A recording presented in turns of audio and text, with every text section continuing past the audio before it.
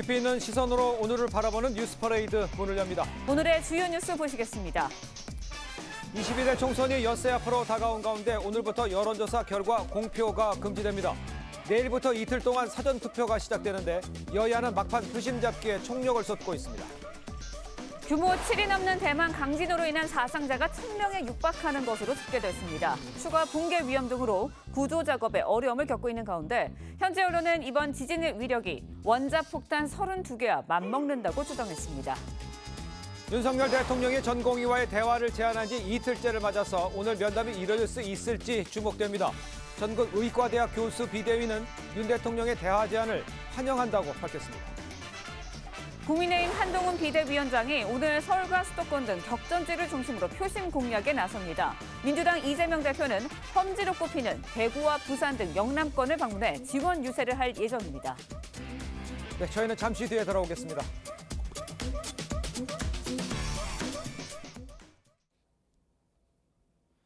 시청자 여러분 안녕하십니까? 목요일 아침 뉴스 퍼레이드 이상목입니다. 총선이 6일 앞으로 다가온 가운데 오늘부터 총선 여론조사 공표가 금지됩니다. 내일부터는 총선 사전투표가 시작됩니다. 첫 소식 이광희 기자입니다. 오늘부터 선거 당일 오후 6시까지 40총선 관련 여론조사 결과 공표가 금지됩니다.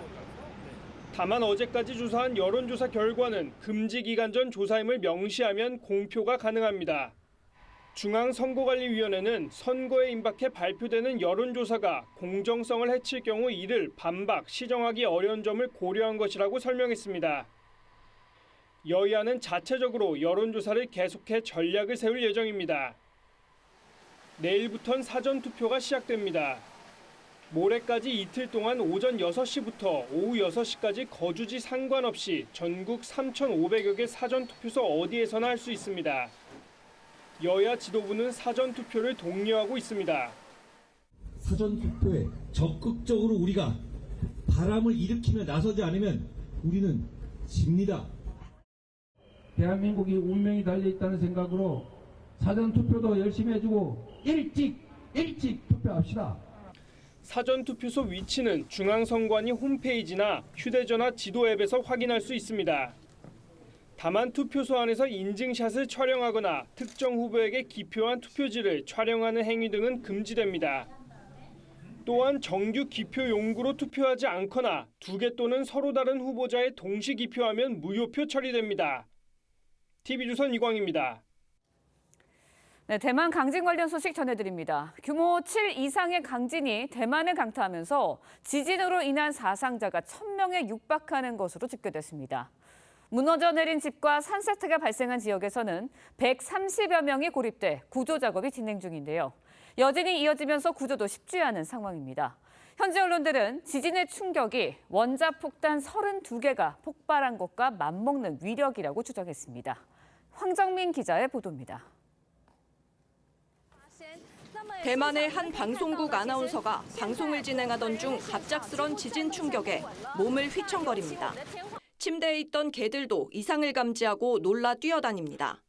어제 규모 7 이상 강진이 대만 동부 관광도시 화롄을 강타한 이후 규모 6 이상 여진이 이어졌습니다. 방송국에서 지진 속보를 전하던 중에도 여진이 발생해 진행자가 벽을 잡고 버텨야 했습니다. 현지 언론은 이번 지진의 위력이 원자폭탄 32개 폭발에 맞먹는다고 추정했습니다. 지진 충격으로 곳곳에서 건물이 무너지고 산사태가 발생했습니다. 이로 인해 최소 137명이 건물 잔해 등에 고립된 것으로 전해졌습니다. 일각에서는 고립된 인원이 1000명에 달한다는 추정도 나왔습니다. 대만 당국은 붕괴 위험이 있는 건물을 해체하는 등 구조 작업을 진행 중입니다.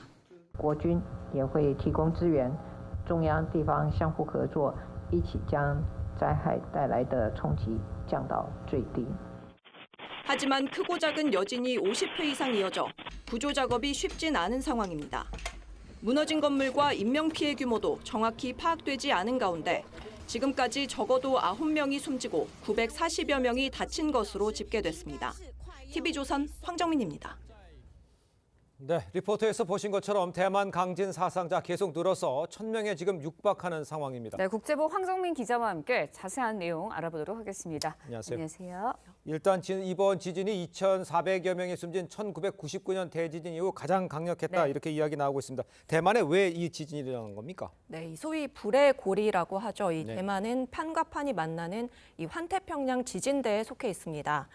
그래픽을 보시면 유라시아판과 필리핀판이 만나는 이 지점에 대만이 있는데요. 판과 판이 어긋나고 서로를 밀어 올리면서 지진이 일어나게 되는 겁니다. 예. 이 대만에서는 1901년부터 2000년까지 사망자가 발생한 지진이 50차례 가까이 있었고 또 25년 전 강진 때는 2,400명 넘게 숨졌습니다. 그렇군요. 네, 이번 강진 중국과 필리핀 등 주변국에서도 감지될 정도로 강력했는데 일본에서는 한때 쓰나미 경보도 일었었다고요. 네, 이 대만과 인근에 있는 일본 오키나와에서는 2011년 동일본 대지진 이후에 처음으로 지진 해일 경보가 발령됐습니다.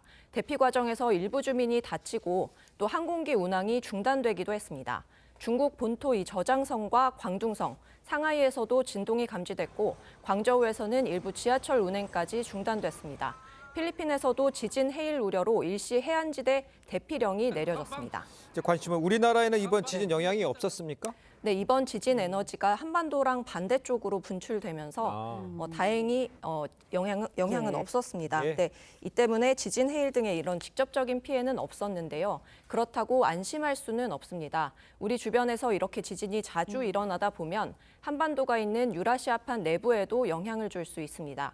또 피해가 컸던 경주, 포항 지진 이후에 지진이 점차 줄어들더니 2021년부터는 다시 증가하고 있습니다. 네, 대만 이제 우리 교민도 많이 살고 있는 것으로 알려지고 있는데 피해는 없는 것으로 전해지긴 했는데 새롭게 들어온 소식이 있나요? 현재까지 접수된 한국인 교민 피해는 없습니다. 예. 다만 근데 우리 교민 다수가 살고 있는 타이베이까지 강한 흔들림이 느껴졌고 네. 또 지금도 여진이 이어지고 있어서 불안한 시간 보내고 있습니다. 당시 상황 직접 들어보시죠. 여진이 또 계속 오늘 계속 한 몇 번 온 것 같아요. 느끼는 지진도 있고 못 느끼는 지진도 있는데 느끼는 지진만 해도 여진이 한 6, 7번 정도 더 왔거든요, 계속. 네, 대만 기상청은 앞으로 사흘 정도 규모 6.5 이상의 여진이 이어질 가능성이 있다고 했습니다. 예. 대만 강진으로 반도체 시장이 긴장하고 있다. 이건 좀 설명이 필요해 보여요. 네, 대만 TSMC 공장이 한동안 가동이 중단됐기 때문입니다. 네. TSMC는 세계에서 가장 큰 반도체 위탁 생산업체인데요. 강진으로 직원들이 대피하면서 10시간 정도 생산이 멈췄습니다. 네. 이 때문에 세계 반도체 공급에 차질이 생기는 거 아니냐 이런 우려가 나왔습니다. 그나마 다행인 거는 진앙이 생산 현장과 멀고 TSMC 안전 시스템도 정상 작동 중인 것으로 전해졌습니다. 이에 따라서 우려만큼 큰 생산 차질은 없을 거란 관측도 나옵니다. 알겠습니다. 지금까지 국제부 황정민 기자였습니다. 수고했습니다. 고맙습니다. 네, 사전투표를 하루 앞둔 오늘 한동훈 국민의힘 비대위원장 서울 등 수도권 격전지를 중심으로 유세에 나섭니다. 네, 민주당 이재명 대표는 험지로 꼽히고 있는 대구와 부산 등 영남권 후보 지원 사격에 나서며 막판 표심을 호소할 예정입니다. 정은아 기자의 보도입니다. 연이틀 충청도를 돌며 중원 유권자 지지를 호소한 한동훈 국민의힘 비대위원장. 끝까지 여러분을 위해서 서서 죽는다는 각오로 싸워야 합니다. 저는 그렇게 할 겁니다. 오늘은 서울과 경기 남부 등 수도권 유세에 집중할 예정입니다. 서울 도봉구와 중랑구, 동대문구 등 동부권을 도는 데 이어 수원과 용인 등 경기 남부까지 방문해 수도권 표심 잡기에 나섭니다. 한 위원장은 지난달 28일 공식 선거운동이 시작된 뒤 부산, 경남과 충청권을 방문한 이틀을 제외하면 모두 수도권에 머물렀습니다. 대부분 격전지가 수도권에 몰려있는 만큼 그만큼 전력을 쏟는 것으로 풀이됩니다. 이재명 더불어민주당 대표는 어제에 이어 연이틀 영남권 유세에 나섭니다. 잘못된 것이다. 그렇게 확실하게 가르쳐줘야 되겠죠. 이런 식으로 나라 살림하면 쫓겨날 수도 있다는 걸 보여줘야겠죠. 오전에 부산 중구와 영도구 등을 찾은 뒤 울산 후보들을 지원할 예정입니다. 이어 공식 선거운동 기간 돌입 이후 처음으로 야권의 험지로 꼽히는 대구를 찾아 집중 유세를 벌입니다. TV조선 정은아입니다. 네, 민주당 양문석 후보의 자녀 편법 대출 의혹과 관련해서 파장이 더 커지는 분위기입니다. 새마을금고는 대출금이 용도와 다르게 사용됐다면서 양 후보 딸의 대출금 전액 회수를 결정했습니다. 네, 금융당국은 편법이 아닌 불법 대출이라고 판단했습니다. 장세희 기자의 보도입니다. 더불어민주당 양문석 후보의 딸이 사업장 주소로 신고한 다가구 주택입니다. 안녕하세요. TV조선에서 나왔습니다. 관할 세무소에 폐업 신고가 없어 여전히 운영 중인 사업장으로 보이는데 이웃들은 사람이 왕래하는 걸 본 적 없다고 말합니다. 여성을 아예 본 적이 없으신 건가요? 못 본 것 같은데. 2층은 사람들이 오가지는 않나요, 잘? 본 적이 없어요. 사업장을 하고는 쓰진 않아요. 반틈 비어 있고 요 밑에 봐요. 여기 사람 살기 돼 있는 거 엉성해가지고. 양 후보 딸은 2021년 도소매업을 한다고 신고한 뒤 새마을금고로부터 11억 원의 사업자 대출을 받아 부모의 주택 구입에 보탰습니다. 사업 목적을 입증하기 위해 새마을금고에 제출한 물품 구매 내역서엔 수년 전 폐업한 업체와의 거래도 적혀 있습니다. 안상갑 후보자 TV 토론회에 참석한 양 후보는 편법 대출에 대해 재차 사과했습니다. 폐업 업체에서 물품 구입해서 증빙 서류 제출했다는 의혹 대해서 한 말씀 부탁드리겠습니다. 그 아파트 파신다 그랬는데. 현장 조사 중인 새마을금고 중앙에는 용도의 사용 사실을 확인했다며 대출금 전액 회수를 지시했습니다. 합동 조사 중인 이복현 금융감독원장은 편법이 아닌 불법 대출이라고 말했습니다. 주택 구입 목적으로 사업자 대출했다면 편법이라는 거 관행으로 볼 수는 없고 그냥 명백한 불법이거든요. 이 원장은 국민적 관심이 큰 만큼 최종 결과가 나오기 전이라도 중간 조사 결과를 발표할 수 있다고 했습니다. TV조선 장세희입니다. 22대 총선 이제 6일 앞으로 다가왔습니다. 선거가 일주일도 채 남지 않은 건데 오늘부터 실시되는 여론조사 결과 공표할 수 없고 내일부터는 이틀 동안 사전투표가 시작이 됩니다. 여야 남은 기간 동안 지지층을 결집하는 데 사활을 거는 모습인데요. 먼저 국민의힘 한동훈 위원장의 유세 현장부터 보고 패널 분들과 자세한 이야기 나눠보도록 하겠습니다.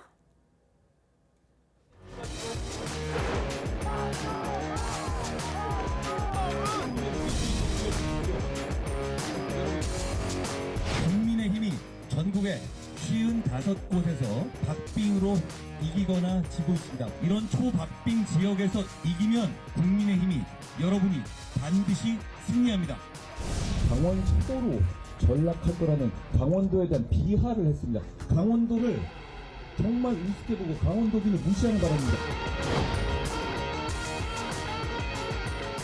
이재명 대표의 별명 뭡니까? 제가 만든 게 아니라 이재명 대표가 진짜 형수에게 한 말 아닙니까? 그게 이재명 대표의 머릿속에 있는 여성관이고 인간관입니다. 네, 한동훈 위원장 어제 충북, 강원, 경기 돌면서 광폭 행보 이어갔습니다. 이재명 대표의 논란이 되는 발언들 조목조목 언급하고 반박하면서 공세 수위 한층 높이는 모습 보였는데 강성치 부위원장님께 여쭤볼게요. 한동훈 위원장의 발언들 어떻게 들으셨나요? 최근에 이제 한동훈 비대위원장이 총선을 며칠 안 놔두고 마음이 많이 급해졌을 걸로 보고 있어요. 그런데 이제 네거티브라는 거는요, 사실 새로운 것 그리고 국민들이 느끼기에 충격적인 사실 아니면 기존에 있었던 네거티브 전략은 많이 이제 여론에 반영이 됐다고 봅니다. 그리고 최근에 이제 그 민주당 후보들과 또 이재명 대표와 관련돼서 설화들이 있었기 때문에 이런 모습을 부각시키려고 하는 한동훈 비대위원장의 어떤 의도가 엿보이는데요. 그런데 이제 거친 말을 하다 보면 본인도 거친 말을 할 수가 있고 또 한동훈 비대위원장도 최근에 욕설이라든지 어떤 거친 말 때문에 설화에 오른 경우가 있기 때문에 이런 것들 주의해야 한다. 마지막으로 충북과 강원 같은 경우는 국민의힘에서 강세 지역이기 때문에 아무래도 지지층의 결집을 조금 의도하는 거 아닌가 이렇게 보고 있습니다. 알겠습니다. 최수영 평론가께는 아까 리포트에도 잠깐 나왔습니다만 55곳이 초박빙이다 이렇게 이제 진단을 했어요. 그리고 개헌 전의선이 뚫릴 수 있다. 글쎄 이게 100석도 안 된다 이런 뜻으로 해석을 할 수가 있겠는데 그렇다면 어떻게 이 판세를 보고 있다 이렇게 봐야 됩니까? 그러니까 지금 여당이 원래 이제 총선에서 과반 혹은 일당을 하기 위한 법칙이 있습니다. 그게 뭐냐면은 전통적 지지층이 여당의 전통적 지지층이 이제 TK, PK 강원 합한 의석수가 73석입니다. 그리고 이제 그 중도, 그러니까 말하자면 중원이라고 할 수 있는 이제 그 충청의 표들이 이제 28석인데 원래 이기려면 이 73석에서 한 65석을 한 다음에 그 다음에 이제 충청권에서 28석 가운데 절반 정도는 14석을 한 다음에 그다음에 수도권이 122석 아닙니까? 그렇습니다. 여기에서 4분의 1 정도를 하면은 이제 30석 이상을 가져오기 때문에 바로 이제 이게 일당이 되는 거고 조금 더 가져오면 이제 과반이 되는 겁니다. 그런데 지금 한동훈 위원장이 지금 55곳이 이제 거의 뭐 백중세라고 얘기를 했기 때문에 이 얘기 뭐냐면은 지금 사실 부울경에서 그 지금 낙동강 전선과 지금 사실 저 그 충청 그다음에 수도권 일부까지 지금 워낙 혼전세가 많기 때문에 만일 집중적인 이제 말하자면 이게 그 격전지에서 우리가 다 질 경우에는 개헌전시는 위태롭다 이 얘기를 한 겁니다. 그렇기 때문에 지금 한동훈 위원장이 이례적으로 저 보수층을 향해서도 꼭 사전 투표해달라는 얘기가 뭐냐면 지금 과거에는 투표율이 높으면 이제 뭐 진보가 유리하고 낮으면 보수가 유리하다 했지만 이제 이 공식이 아니라 접전지에서는 누가 더 한 표라도 더 동원하느냐가 승리의 법칙에 작용하기 때문에 그런 어떤 위기의식을 강조하기 위해서 55석이 접전지라는 얘기를 한 것 같습니다. 알겠습니다. 강 부위원장께는 민주당에서는 아까 무슨 한동훈 위원장이 조급해 보인다는 얘기도 해주셨습니다만 이번 판세에 대해서는 어떻게 민주당에서 보고 있습니까? 그러니까 지난 2년 동안의 윤석열 정부에 대한 심판 여론이 잦아들지 않고 있고 또 최근에 의대 증원과 관련된 윤석열 대통령의 담화문이 어떤 국민에게 심판의 의지를 더 확고히 했다라고 민주당은 판단을 하고 있어요. 그래서 그런 의미에서 민주당이 뭐 지역구와 비례대표를 합쳐서 한 140석 정도는 할 수 있을 거라고 예상을 하고 있어요. 그런데 저희가 이제 과반 정도는 차지해야지 22대 국회에서 뭔가 혁신을 이뤄낼 수가 있다. 그리고 제대로 된 견제를 이뤄낼 수 있다라고 판단하기 때문에 어떤 49석 정도의 어떤 경합지에서 최소 절반 이상은 저희가 다시 수성을 해야지 160석 정도의 안정된 과반을 이룰 수가 있다고 보고요. 저희 민주당은 이제 선거에 승리할 수 있는 3가지 요인이 있습니다. 첫 번째로는 수도권에서는 90석 이상으로 승리를 해야 되고 충청도에서는 무승부 그리고 부울경에서는 선방을 해야지 이 3가지 조건이 맞춰줘야지 총선에서 승리를 할 수 있다고 예상하고 있습니다. 알겠습니다. 총선이 일주일도 채 안 남으면서 뭐 지지층 호소에 총력을 다하는 모습인데 한동훈 위원장 어제 청년청을 신설하겠다라는 공약까지 꺼내 들었습니다. 청년층 표심을 잡기에 효과적일까요? 어떻게 평가하세요? 그러니까 지금 사실 그 뭐 40, 50대가 진보, 그다음에 60대 이상이 보수해서 이제 이른바 40, 50대가 60대 이상은 이른바 세대 전쟁이 벌어지는데 아직도 2030 세대가 표심 많이 정하지 못했다. 이제 이런 분석들이 많이 나오지 않습니까?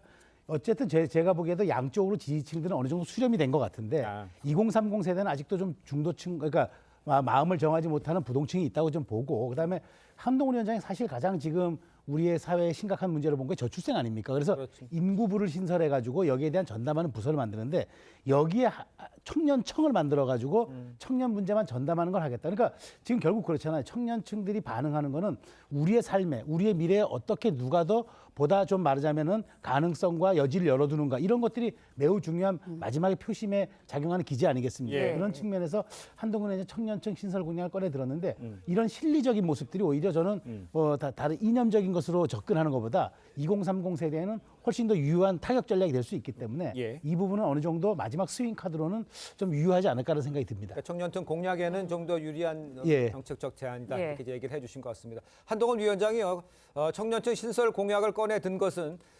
4050 세대 공략에 나선 조국 혁신당을 의식한 행보다 이런 해석도 나오는데 이거에 대해서는 동의하시는지 이건 어떻게 보십니까? 네, 일부 동의하고요. 그러니까 국민의힘에서 총선 1호 공약으로 인구부를 신설한다고 했어요. 그리고 그 인구부 아래 청년청을 이제 신설하겠다는 거예요. 말씀하신 것처럼 조국 혁신당에서 최근에 아동, 여성, 청년은 양 당에서 공약을 많이 하고 있어서 비교적 4050 세대가 소외되고 있다. 그래서 이 4050 세대에게도 뭐 생애 첫 주택 마련의 어떤 공약을 내세운 거예요. 그러니까 여기에 대해서 대립되는 어떤 의미에서 청년청을 이제 한동훈 비대위원장이 약속을 하고 있는데 저는 이런 생각을 해봐요. 이 한동훈 비대위원장이 자꾸 조국 대표, 조국 혁신당에 대해서 언급을 해주는 것은 오히려 조국 혁신당의 돌풍에 힘을 실어주는 결과가 된다. 이준석 대표라든지 이낙연 대표라든지 양당에서 전혀 언급을 안 해주잖아요. 그래서 언론에서 사라지고 있는데 계속해서 한동훈 비대위원장이 조국 혁신당에 대해서 언급을 해줌으로 인해서 오히려 언론에서 조국 혁신당이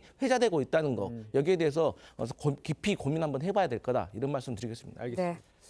자, 계속해서 민주당 소식도 알아보겠습니다. 이재명 대표 제주에서 열린 4.3 추념식 참석 이후에 PK 지역에서 유세를 이어갔는데요. 영상을 함께 보도록 하겠습니다.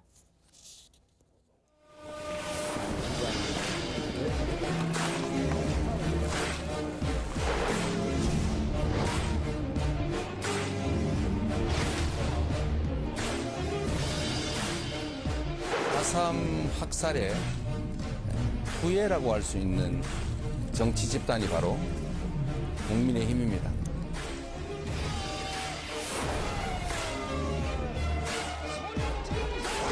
정신이 번쩍 들게 회초리를 들어야 되겠죠.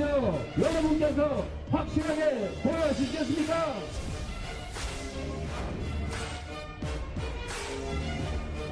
국민의힘 보수 세력이 특기라고. 이번에도 그럴 가능성이 많아요. 너 일부는 이미 시작한 거. 엄살 작전. 속지 말자 엄살 작전. 자, 이제 쭉 보셨습니다만 이재명 대표가요, 여당을 향해서 이제 4.3 학살의 후에 이렇게 지칭을 했습니다. 윤 대통령과 한동훈 위원장이 추념식에 불참한 것에 대해서도 비판을 했어요. 천안함 때는 이제 이재명 대표가 안 갔지 않습니까? 네. 저 발언에 대해서는 어떻게 평가를 하십니까? 이재명 대표의 표현 수위가 좀 높아지고 있어요. 저는 학살의 후예라는 단어를 저렇게 쉽게 쓸 수 있을까? 아무리 그리고 보수 정당 계열이 그 학살의 후예라는 증거가 어디 있습니까? 그때는 사실 우리의 그 아주 비극적인 현대사였죠. 여기는 사실 여러 가지 지금 학설들이 있는 건데 저는 매우 안타까운 그 어떤 우리의 현대사의 비극을 말이죠. 어떤 정당이 특정 정당이 책임져야 한다는 식으로 이렇게 학살의 후예라는 표현 쓴 거 저는 매우 부적절하다고 보고요. 그다음에 그 사실 여기에 이 윤석열 대통령이 당선인 시절에 가서 추모하지 않았습니까? 네. 그리고 그 한동훈 위원장은 법무장관 시절에 원래 여기서 군사법원에서 재판받은 민간인에 한해서만 재심 신청이 할 수 있도록 돼 있던 거를 민간법원에서 재판받은 사람들도 할 수 있도록 한동훈 법무장관 시절에 이걸 바꿔놨어요. 이렇게 실질적이고 진짜 그 유족들에게 혜택이 돌아가는 이런 법안들을 만든 사람들고 어떻게 학살의 후예라는 표현을 쓰는 건지 저는 그런 것도 좀 사실 의문이고 그다음에 이재명 대표는 천안함 같은 데는 가지 않으면서 꼭 이런 점에 가가지고 말하자면 이념적 갈라치기를 하는 것 같아서 물론 선거가 바로 초입에 있어서 어떤 그런 수위를 끌어올리는 건 이해가 되지만 그럼에도 불구하고 우리 아픈 역사들을 이렇게 갈라치기 하는 건 좀 제가 보기에 정치 지도자로서 부적절한 모습이라고 지적하지 않을 수 없습니다. 네, 이재명 대표의 발언 수위도 높아져 가고 있는데 이 대표 어제 이어 오늘도 이틀째 PK 지역 유세에 나서고 있습니다. 사실 민주당에서는 PK 지역에서 얼마 정도의 석을 가져오느냐 이게 뭐 총선 승리에도 영향도 미치지 않습니다. 그렇다 보니까 이 지역에 대해서 공을 들이는 모습을 보이고 있는데 당내에서는 이 지역 판세 분위기 어떻게 판단하고 계시나요? 물론 이제 PK 지역은 전통적으로 국민의힘 강세 지역입니다. 그래서 저희 민주당에서 항상 열세를 면치 못했는데요. 그럼에도 불구하고 저희가 지난 21대 때 부산에서 3명의 현역을 보유하고 있습니다. 그래서 이번에 3명의 현역 정도는 본인의 지역구를 좀 수성을 해야 하고 그 외에 한 5곳 정도에서 저희가 한번 해볼 만하다. 지금 박빙이다. 저희가 조금 부족하지만 저희가 조금 더 집중을 하면 충분히 이길 수 있는 가능성이 있고 또 지금 부산에서도 민심이 심상치가 않다는 걸 느끼고 있습니다. 뭐 국민 여러분들 많이 아시겠지만 부산 엑스포 유치 실패와 관련해서 많은 분들이 실망을 하셨고 또 이 부산이라는 것이 최근 특이한 지형이 2군데가 있습니다. 하나는 뭐 수영구죠. 그러니까 보수 후보들끼리 어떤 대립하는 양상으로 민주당 후보가 어부지리로 승리할 수도 있는 그런 상황도 벌어지고 있고 또 보수 텃밭이고 한동훈 비대위원장이 그렇게 종북 프레임이라고 비난하던 진보당 후보가 텃밭에서 지지를 많이 받고 있다고 합니다. 그래서 이러한 분위기를 잘 살리면 민주당이 부산에서도 선전할 수 있다 이렇게 해석하고 있습니다. 네, 알겠습니다. 자, 이런 가운데 여야 대표는 모두 내일부터 시작되는 사전투표 독려에 나선 모습입니다. 목소리를 직접 듣겠습니다. 지금의 총선 판세는 말 그대로 정말 살얼음판입니다. 결코 안심하거나 포기할 수 없는 절박한 상황입니다. 이제 곧 사전투표가 시작됩니다. 무조건 투표장으로 가주십시오. 투표장에 가주십시오. 이번에 대한민국이 운명이 달려있다는 생각으로 사전투표도 열심히 해주고 일찍 투표합시다. 이제는 전쟁으로 치면 백병전 상태입니다. 네 편이 많이 찍느냐 내 편이 많이 찍느냐로 결판납니다. 자, 사전투표율은요, 이게 통상적으로 젊은층 참여가 높고 진보정당에 유리하다 이런 얘기가 있었습니다. 그런데 지금은 여야 모두 사전투표하세요 이런 상황이잖아요.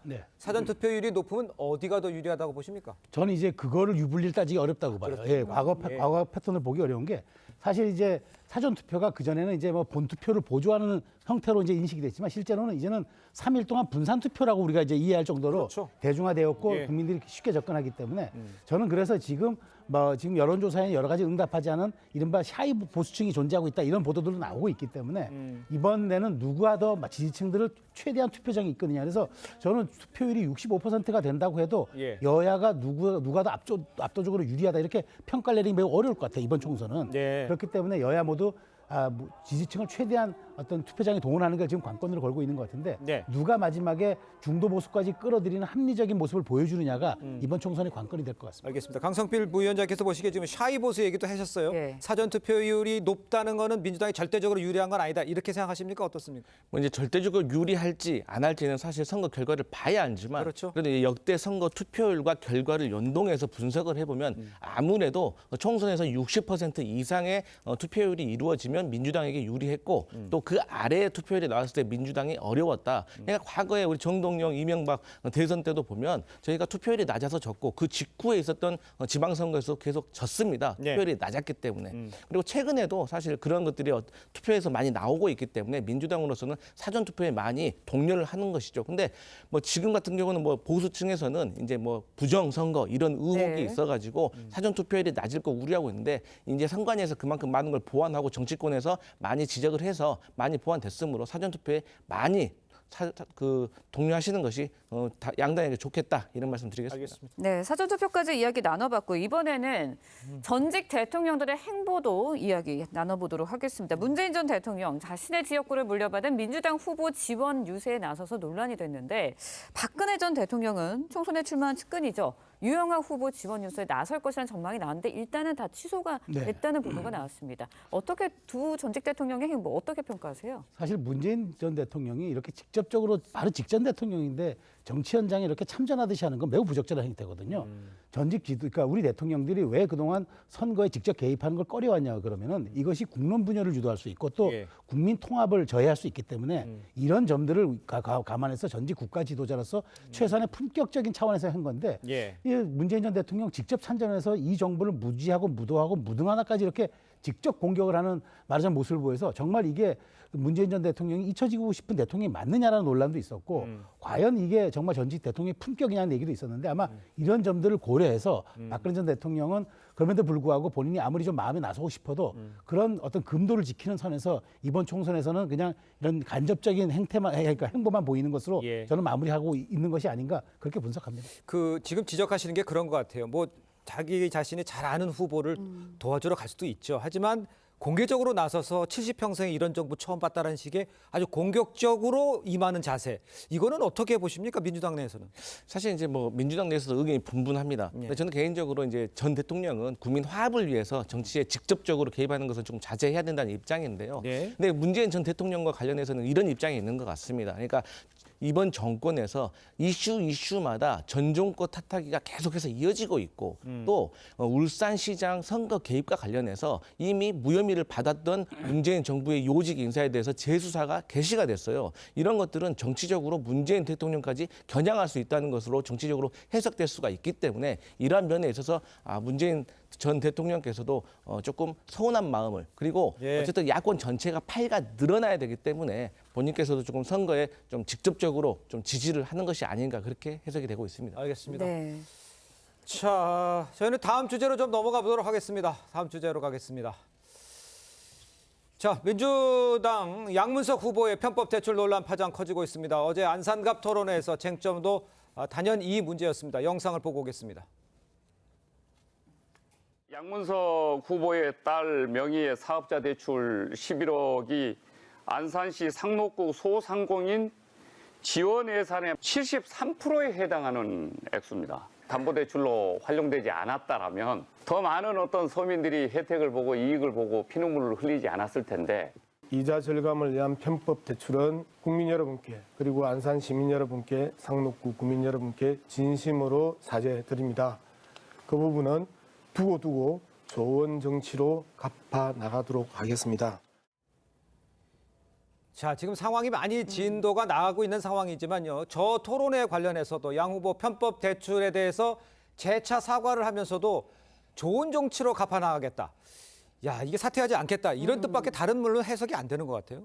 그러니까 이제 저희 민주당에서는 이렇게 해석을 하고 있습니다. 이제 양문석 후보의 어떤 논란과 관련된 본질은 어쨌든 간에 이분이 부동산 투기였느냐 아니었느냐. 하지만 투기는 아니었다. 왜? 집이 없어서 집을 사기로 한 건데 집을 사는 과정에서 이제 온 가족이 영끌 대출을 한 거 아니겠습니까? 그러면 이 대출하는 과정에서 불법이냐 편법이냐인데 이 불법과 편법의 기준은 새마을금고 직원과 함께 관례다, 상의다 해서 안내를 받아서 한 것이냐 아니면 본인 혼자서 이 모든 걸 기획을 해서 딸의 어떤 사업자 대출을 받고 유지했느냐 저는 이게 관건이라고 보거든요. 근데 새마을금고 측에서는 하지 않았다고 얘기를 했단 그렇습니다. 말이죠. 그러니까 이런 것들은 지금 금감원에서까지 조사를 한다고 하기 때문에 그렇습니다. 조사 결과를 지켜봐야 되는데 저희 민주당에서는 선거를 앞두고 국가기관 특히나 사정기관에 가까운 금융감독원에서 자진해서 검사를 하는 것이 과연 맞느냐 이러한 정치적인 의문이 있다 이 말씀드리겠습니다. 알겠습니다. 네, 일단 새마을금고가 대출금 11억 원에 대해선 전에 회수 결정을 내렸고요. 이복형 금감원장도 편법이 아닌 불법 대출이다라고 말을 했습니다. 그런데 일단은 민주당에서는 개인의 일이다라고 이야기를 하고 있거든요. 어떻게 보세요? 먼저 사실관계 하나 바로 잡고 이거 금감원이 가서 그냥 조사해 준 게 아니라 원래 이 새마을금고를 감독하는 건 행안부인데 행안부가 말하자면 금융 조사에 대한 전문성이 없으니까 그 조사기관이 금융감독원이 요청했다는 걸 사실관계 바로 잡고요. 저는 이렇습니다. 지금 진행되고 있는 사안을 놓고 보면 양문석 후보가 아주 의도적으로 저질렀을 가능성이 매우 높습니다. 왜냐하면 11억 원의 대출을 입증하는 과정에서 이른바 없는 회사를 조작하거나 혹은 폐업한 회사를 동원하거나 그다음에 다른 유학을 떠나버렸기 때문에 사업을 하기 위해서 11억 원을 썼다는 아무런 증거가 없거든요. 그런 측면에서 이거는 불법이 맞죠. 탈법도 편법도 아니라 불법적 요소가 개입됐다. 그렇다면 당연히 이런 국민적인 어떤 궁금증이 있다면은 그 해당 감독 당국은 바로 이것을 알려줘야지 이게 사안이 복잡한 거라고 며칠씩 끌고 몇 달씩 끌어서 발표하겠습니까? 그래서 저는 어쨌든 민주당은 버티고 있지만 원래 부동산이라는 건 이 공정의 가치가 특히 공인에게는 매우 엄격히 적용되는 휘발성이 높은 사안이거든요. 그런 측면에서 만일 버틴다 하더라도 이 남은 일주일 동안 얼만큼 이 부분에 대한 부담을 감내할지는 오롯이 민주당의 몫이 될 것 같습니다. 알겠습니다. 강성필 부위원장이 이렇게 질문드릴게요. 지금 검사 결과가 곧 나온다는 건 아닙니까? 그러니까 이번 주에 나올 수 있는 가능성도 높아 보여요. 이 결과가 나온다면 아까 말씀하신 것처럼 문제가 해결돼야 된다라고 설명하면 된다라고 하지만 이 불법이라는 게 제대로 나오면 그러면 민주당에서는 어떻게 대처해야 된다고 생각하십니까? 제가 앞서 말씀드렸듯이 불법 그러니까 불법이 법적인 책임을 져야 되는 거다. 그러면은 사실 이 선거 이후에 보궐선거가 이루어질 수도 있기 때문에 거기에 대해서 심각하게 고민을 해봐야 되지만 제가 다시 말씀드렸지만 딸의 사업자 대출이나 이런 것들이 본인이 다 기획을 했는지 아니면 새마을 직원과 같이 공모한 것이 있는지 이것도 좀 중요한 판단의 잣대가 되지 않을까 그렇게 보고 있습니다. 자, 민주당 김준혁 후보 이 과거 유튜브 발언 논란도 일파만파 커지는 모양새입니다. 김 후보가 사과 입장을 밝혔습니다. 비판과 고발이 이어지고 있죠. 여야 입장 먼저 들어보겠습니다. 김준혁이라는 사람이 한 말도 안 되는 쓰레기 같은 막말들을 보셨습니까? 그게 다 드러나도 미안, 그냥 나는 국회의원 할게 라고 선거에까지 버티겠다고 합니다. 그게 더불어민주당의 공식적인 입장입니다. 진지한 사과를 한 것으로 저희도 확인했고 또 그 이후에 사과의 의사를 전달하기 위한 여러 가지 과정이 있을 것으로 알고 있습니다. 자, 이화여대 총동창회도 김 후보 사태에 총력을 다하겠다. 또 위안부 피해자 단체에서도 사자 명예훼손 혐의로 김 후보를 고발을 했습니다.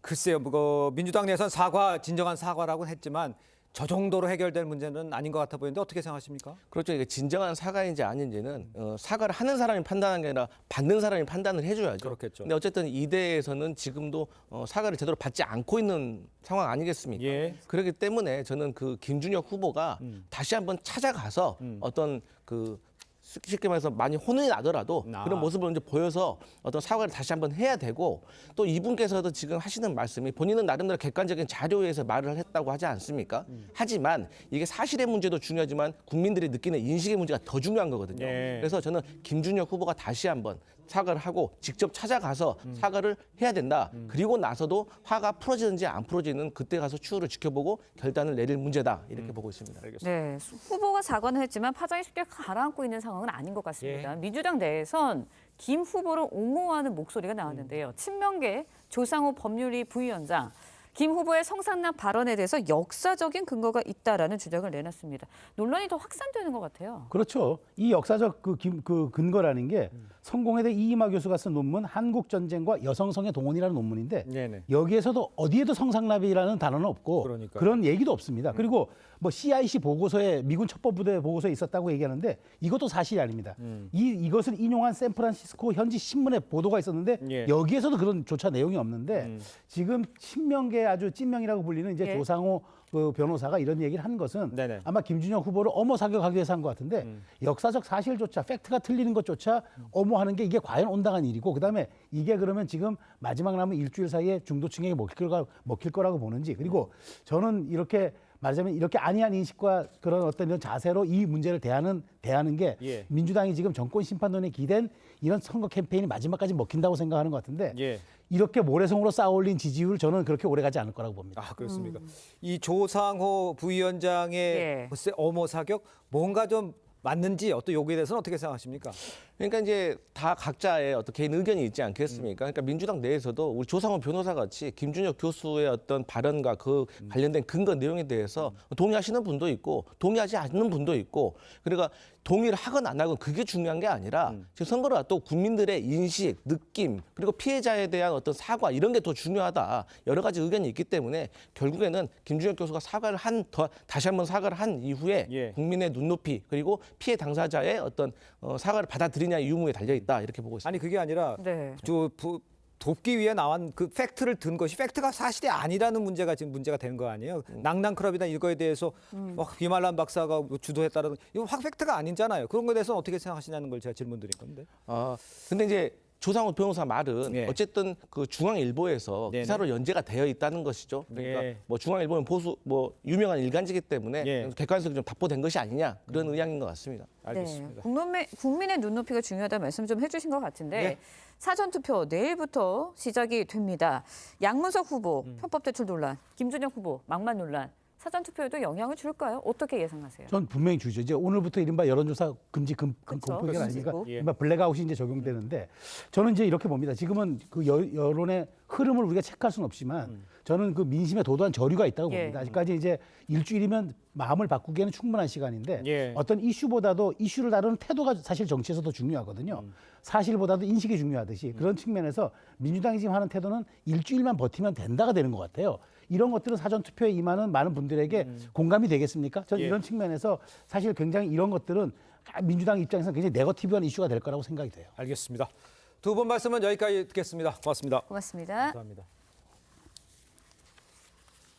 네, 윤석열 대통령이 전공의들에게 대화를 제안한 지 이틀째인데 어제는 전공의 측으로부터 별다른 움직임이 없었고 오늘은 만남이 성사될 가능성이 있다 이런 관측 의혹에 안팎에서 나오고 있습니다. 의대 교수 단체 중 하나인 전국의과대학 교수 비대위는 환영한다는 반응을 내놨습니다. 송민선 기자의 보도입니다.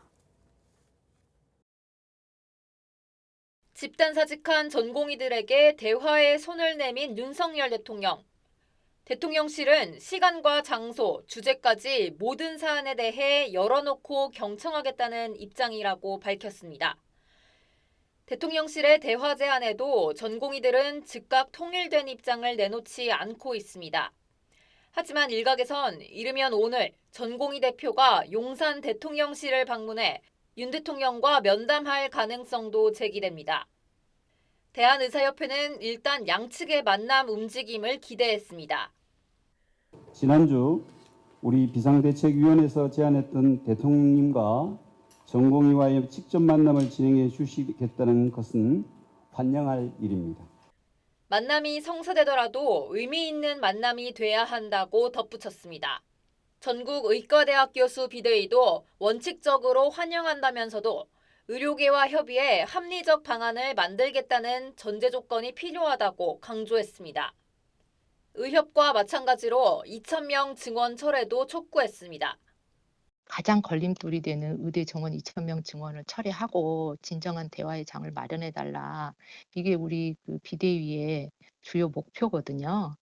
대화 주체인 전공의 측은 공식적인 입장은 아직 내놓지 않고 있습니다. TV조선 송미선입니다. 술에 취한 20대 남성이 요금을 요구하는 택시기사를 폭행하고 달아나는 사건이 발생했습니다. 그런데 그런데 이 택시기사는 지난해 음주 뺑소니 차량을 추격해 검거에 도움을 준 공로로 경찰로부터 감사장까지 받은 모범 운전사였는데요. 이번 사건으로 정신적인 충격까지 호소하고 있습니다. 고승현 기자의 보도입니다. 아파트 주차장을 걸어가는 한 남자. 그 뒤를 누군가 다급히 뒤쫓아갑니다. 승객이 택시비를 내지 않고 그냥 가자 기사가 쫓아간 겁니다. 휴대폰으로 결제가 되지 않아 택시기사가 카드 결제를 부탁하자 남성은 욕을 하며 그냥 내렸습니다. 남성은 뒤쫓아온 택시기사가 요금을 달라고 거듭 요구하자 갑자기 넘어뜨리고 수차례 폭행했습니다. 택시비 안 내고 도망가요. 왜 때리고 도망가냐고? 저 살려주세요. 하지만 경찰이 현장에 도착했을 때 승객은 이미 사라진 뒤였습니다. 60대 택시기사 박 씨는 무릎과 허벅지 등을 다쳤고 폭행 충격에 정신과 치료까지 받았습니다. 그러고 나서 저 운전을 지금 4일째 일을 못하고 있거든요. 저 생업이 택시 운전기사인데. 박 씨는 지난해 5월 음주 뺑소니 차량을 추격해 경찰로부터 감사장을 받은 모범 운전사입니다. 경찰은 택시 블랙박스 영상 등을 토대로 20대 남성의 신원을 특정하고 사기와 폭행 등의 혐의로 입건해 조사할 계획입니다. TV조선 고승현입니다. 네, 윤석열 대통령이 지난 2일 전공의와 만나겠다고 밝히면서 대화를 제의했지만 의료계 내부 의견 엇갈리는 모습입니다. 네, 관련 내용 정혁진 변호사, 조기현 변호사와 함께 자세히 짚어보도록 하겠습니다. 안녕하세요. 안녕하세요. 네, 반갑습니다. 자, 먼저 정부의 유화적인 손짓에도 정작 전공의들은요 여전히 대화 여부에 뚜렷한 입장을 발표하지 않고 있습니다. 전공의들 내부에서 여전히 회의적인 분위기가 우세하다고 봐야 하는 거지 그냥 저희 느끼기에는 그냥 침묵 이렇게 느껴지는데 어떻게 봐야 될까요? 일단 정부의 상대방이 누군지도 사실은 명확하지가 않은 것 같아요. 왜냐하면 의협이 전공의들한테 이래라 저래라 지시하거나 뭐 명령할 수 있는 입장도 아니지 않겠습니까? 네. 그다음에 전공의 협의회가 존재하고는 있지만 지금 전공의들이 사직한 상태잖아요. 사직했는데 그러한 그 전공의들이 협의회 소속이라고 볼 수는 없지 않겠습니까? 네. 그렇다라고 하면은 전공의 협의회가 어떤 결정을 한다고 하더라도 거기에 굳이 따를 필요가 없지 않느냐, 기속이 될 수 있다라고 생각하느냐, 뭐 이런 부분들부터 그 생각을 갖다 해보면은 전공의들의 입장을 한 대로 모으는 것 자체가 지금 쉽지 않은 것 같고요. 그다음 무엇보다도 제 개인적인 생각입니다만. 전공의들은 시간은 우리 편이다, 시간은 전공의들 편이다 이렇게 생각하는 것이 아닌가 싶습니다. 그렇군요. 네, 전공의들은 아직까지 침묵하고 있는 상황인데 반면에 의협과 교수단체 등은 윤 대통령의 대화 제안에 환영한다는 뜻을 밝혔습니다. 하지만 이제 전공의들에게 대통령과 조건 없이 만나보라라고 호소한 의과대학 교수. 내부 반발에 교수단체 홍보위원장직 사퇴하는 상황도 벌어졌거든요. 어떻게 보시나요? 그러니까 의협이나 의대 교수협의회 또 전공의들의 생각이 각각 조금씩 다른 것 같습니다. 중요하게는 4월 1일 날 대통령께서 하신 담화를 어떻게 해석할 것인지에 대한 입장차에서 비롯된 것 같아요. 그러니까 대통령의 의대 정원 규모의 축소 등 대화의 전향적인 의지가 있느냐를 봐야 되는데 뭐 실제 그 담화의 대부분을 2,000명 정원의 당위성과 정당성을 호소하는데 이 입장을 밝히셨고 네. 실제 전향적인 입장이 들어가긴 했는데 정말 그게 진정으로 이 전공의들과 대화할 의지가 있느냐에 대한 해석들의 차이가 존재하는 것 같습니다. 그걸 보는 과정에서 대화 자체의 의미가 있지만 자칫 전공의들이 대통령의 어떤 정치적 들러리에 전락하는 게 아니냐 이런 우려가 있었고 이 부분에 한 반발 때문에 전익위협 홍보위원장이 사퇴하는 사태까지 있었던 것 같습니다. 그러니까. 네. 자, 일단 이 전공의의 병원 이탈로 의료 공백이 장기화하자 정부는 어제부터요 보건소 등의 비대면 진료를 허용을 했습니다.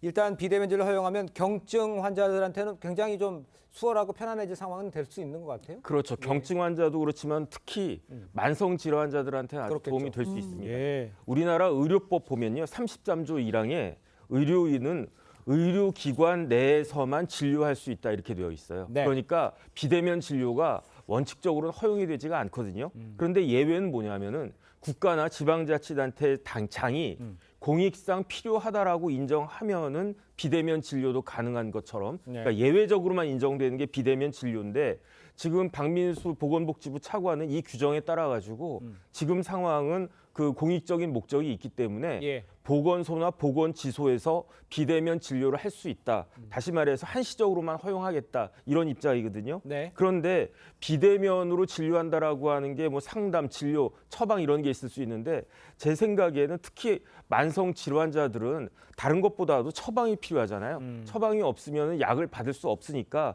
그러니까 이렇게 비대면으로 보건소나 보건지소에서 그 처방을 받아서 약을 갖다가 살 수 있는 게 그 처방을 받을 수 있는 게 그것은 아주 큰 도움이 될 수 있겠다 생각이 됩니다. 알겠습니다. 네, 이것도 한번 여쭤볼게요. 앞서서 법원이 의대 교수들이 낸 소송에 이어서 전공의와 의대생 등이 낸 의대 증원 집행 정지 신청도 각하를 했거든요.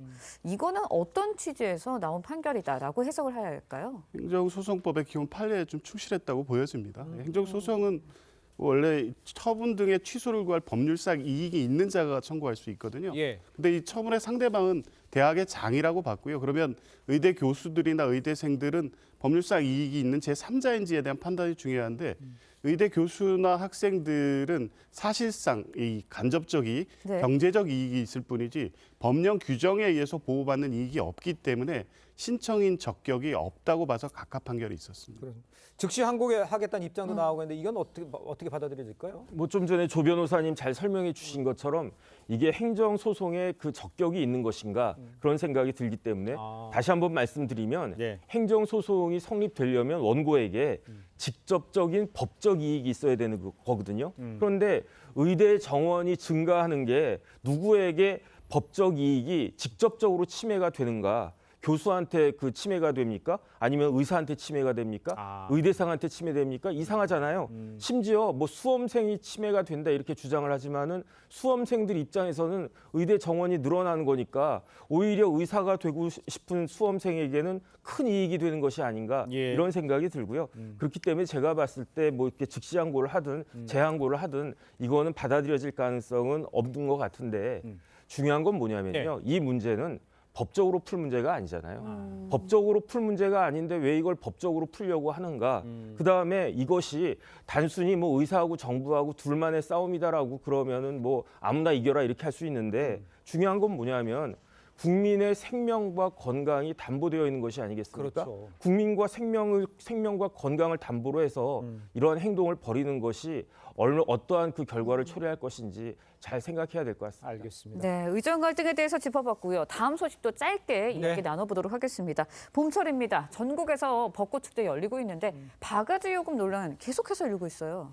그러니까요. 지금 뭐 몇 분이 이제 SNS 올리니까 나도 그런 경험을 했다는 글들이 계속 올라오고 있습니다. 누가 봐도 상식적으로 납득할 수 없는 가격이 팔리고 있는 것 같은데요. 이게 지역 축제라는 게 한시적으로 이루어지고 한시적 기간 내에 그 영업을 허용하다 보니까 그 기간 내 최대 이익을 높이기 위해서 좀 나쁜 상술이 있는 것 같습니다. 그 부분에 대해서 지자체가 행정 지도를 하는 것만으로 부족한 것 같고 계속 이런 상황이 반복되고 있습니다. 알겠습니다. 지자체가 단속에 나서는데도 자꾸 벌어지니까요. 조금 관리를 잘 해야 된다. 뭐 이 정도 여기서 이야기를 정리해야 될 것 같습니다. 자, 오늘 말씀 여기까지 듣겠습니다. 고맙습니다. 고맙습니다. 감사합니다.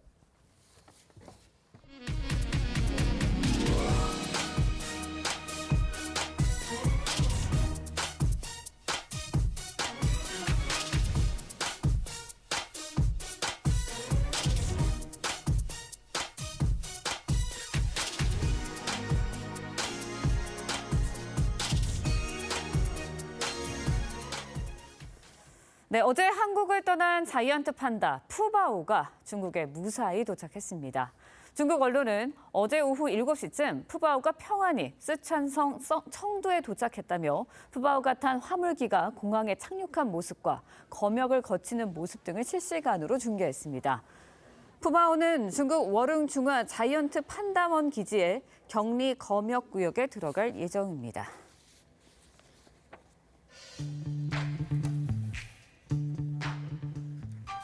렌즈에 담긴 그 순간 그 의미를 짚어보는 시간이죠. 사진 기자가 선택한 아침의 한 장입니다. 오늘은 조선일보 사진부 고운호 기자와 함께합니다. 안녕하세요. 안녕하십니까. 오늘 아침에 볼 사진 어떤 건가요? 네, 대형 산불이 발생했던 한 야산에 수선화가 피어난 장면입니다.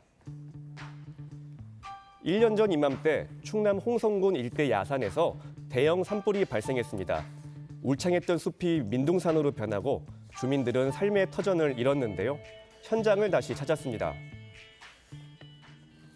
식목일을 앞둔 지난 2일 충남 홍성군 일대 야산에서 희망의 나무 심기 행사가 열렸습니다. 이날 주민과 학생 등 350여 명이 참여해 편백나무 4,500그루를 심었습니다. 홍선 산불은 지난해 4월 2일에 발생했는데요. 산불로 인해 소실된 면적은 1,454헥타르로 축구장 면적 2,300개에 달합니다. 드론으로 내려다본 현장에서 아물지 않은 화마의 상처가 보입니다. 네, 1년이라는 시간이 지났지만 산불의 흔적 그대로인 것 같은데요. 나무를 심어도 붓기가 더딘 이유는 뭔가요? 네, 어린 나무들이 자라기 어려운 환경이기 때문입니다. 토양에 양분을 공급할 유기물이 모두 다 타버려 흙이 메말라 생태계 회복에 시간이 걸립니다. 심은 묘목은 미생물이 돌아오기까지 힘겹게 자라는데요. 산림청 자료에 따르면 잿더미로 변한 숲이 다시 회복되기까지는 100년 가까운 시간이 걸린다고 합니다. 네, 한순간에 잃어버린 자연, 되돌리는 게 이렇게 어렵습니다. 내일은 식목일인데요. 지금의 자연 아끼고 보존해야겠습니다. 지금까지 아침 한 장이었습니다. 오늘은 전국이 흐리겠습니다. 오전까지는 충청과 남부지방에 가시거리 200m 미만의 짙은 안개가 끼겠습니다. 또 오전부터 밤사이 내륙 일부 지역에 비가 조금 내리겠는데요. 충남과 경남 서부 내륙, 제주에는 5mm 미만, 호남 지방으로는 5에서 20mm의 비가 예상됩니다. 하늘은 흐리지만 날은 포근하겠습니다. 서울이 20도, 대전 17도, 대구와 부산 16도 예상됩니다. 다가오는 주말 맑고 포근한 봄 날씨가 예상됩니다. 오늘은 따뜻한 봄 날씨를 대표하는 5번째 절기 청명입니다. 하늘이 푸르고 맑아진다는 의미인데요. 청명에는 부직갱이를 꽂아도 싹이 난다라는 속담처럼 생명력이 넘치는 절기입니다. 청명의 선조들은 날씨가 좋아 농사를 시작하거나 고기잡이 일들을 주로 시작했습니다. 또한 봄의 대명사 진달래로 예쁜 화전을 만들어 먹었으며 제철을 맞은 쑥을 이용해 쑥 버무리도 함께 즐겼습니다.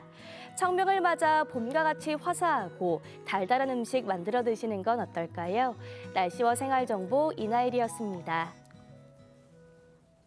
네, 이상으로 목요일 뉴스 퍼레이드 마칩니다. 네, 저희는 내일 아침 7시 30분에 다시 찾아뵙겠습니다. 시청해주신 여러분 고맙습니다.